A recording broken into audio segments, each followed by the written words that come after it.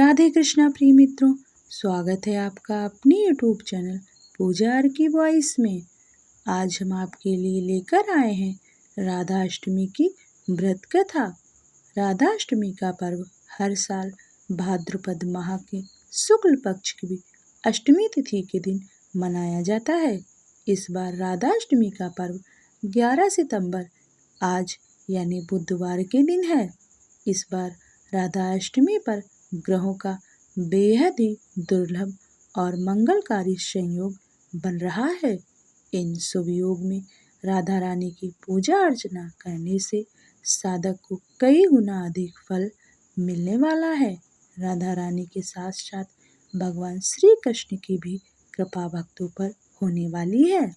शास्त्रों के अनुसार राधा रानी का जन्म सोमवार के दिन अनुराधा नक्षत्र में मध्यकाल यानी दोपहर के समय हुआ था। हालांकि इस बार राधा रानी अष्टमी 2024 बुधवार 11 सितंबर को है। बुधवार 11 सितंबर के दिन 11:30 तक भद्रा रहेगी, इसलिए भद्रा का त्याग करके आप इसके उपरांत दोपहर में 12 बजे ही राधा रानी की पूजा अर्चना करें। राधा अष्टमी एक महत्वपूर्ण और पावन पर्व है जो भगवान श्री कृष्ण की प्रेयसी राधा जी के जन्मोत्सव के रूप में मनाया जाता है। इस दिन विशेष रूप से भक्तजन राधा जी की पूजा अर्चना करते हैं और उनके जीवन की महिमा को समझने का प्रयास करते हैं।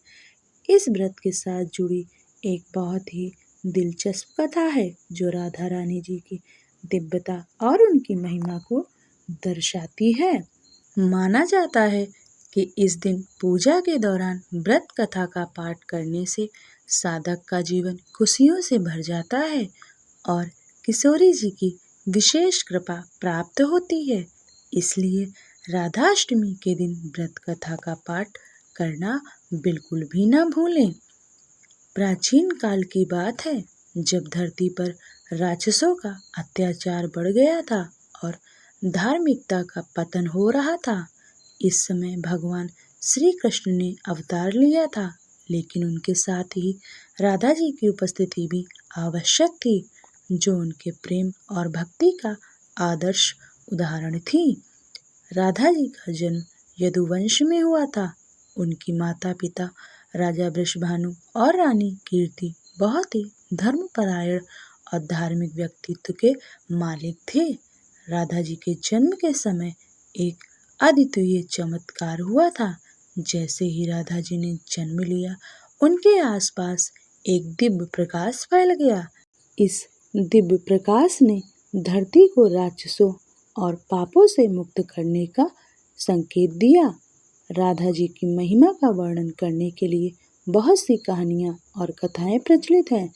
उनके जीवन में प्रेम और भक्ति की कई अद्भुत घटनाएं घटी। वे भगवान श्री कृष्ण की प्रिय सखी थी और उनकी भक्ति की गहराई ने सभी भक्तों को मंत्रमुग्ध कर दिया। राधा माता श्री कृष्ण के साथ गोलोक में निवास करती थी। एक बार भगवान श्री कृष्ण को गोलोक में राधा नजर नहीं आई और कुछ समय बाद वे अपनी सखी विरजा के साथ घूमने चले गए। जब राधा को इस बात का पता चला तो वे अत्यंत क्रोधित हो गईं और तुरंत कृष्ण के पास पहुंची। वहां उन्होंने श्री कृष्ण को कठोर शब्दों से उलाहना दी। राधा का यह आचरण श्री कृष्ण के प्रिय मित्र श्री धामा को अच्छा नहीं लगा। बिना किसी विचार के श्री धामा ने राधा को श्राप दे दिया कि वे पृथ्वी पर जन्म लेंगी। राधा के गुस्से से आहत होकर विराजा भी वहां से चली गई और नदी का रूप धारण कर लिया। श्री धामा से श्राप मिलने के बाद राधा ने भी उन्हें श्राप दिया कि वे राक्षस कुल में जन्म लेंगे।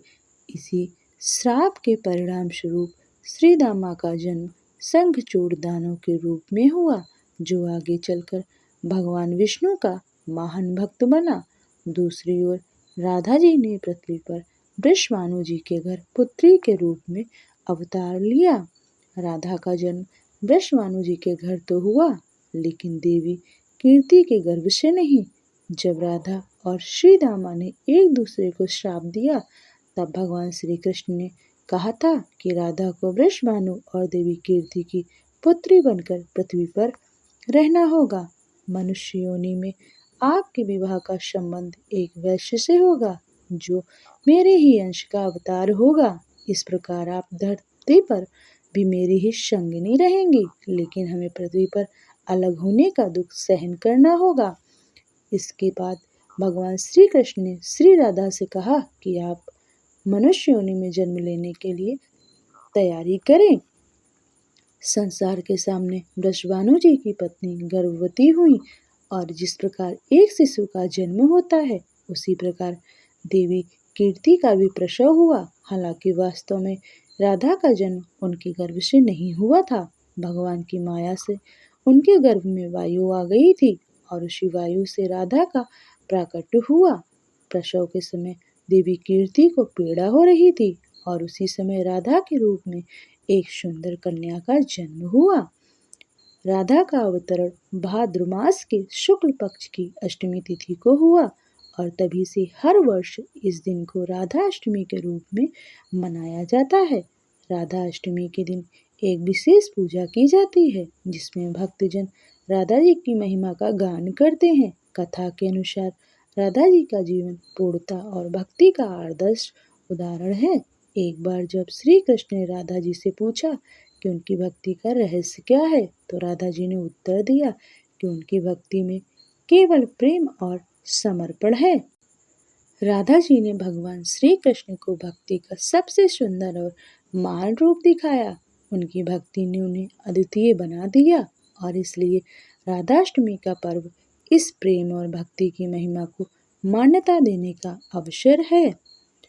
राधाष्टमी व्रत की कथा हमें राधा जी के प्रेम और भक्ति की गहराई को समझने में मदद करती है।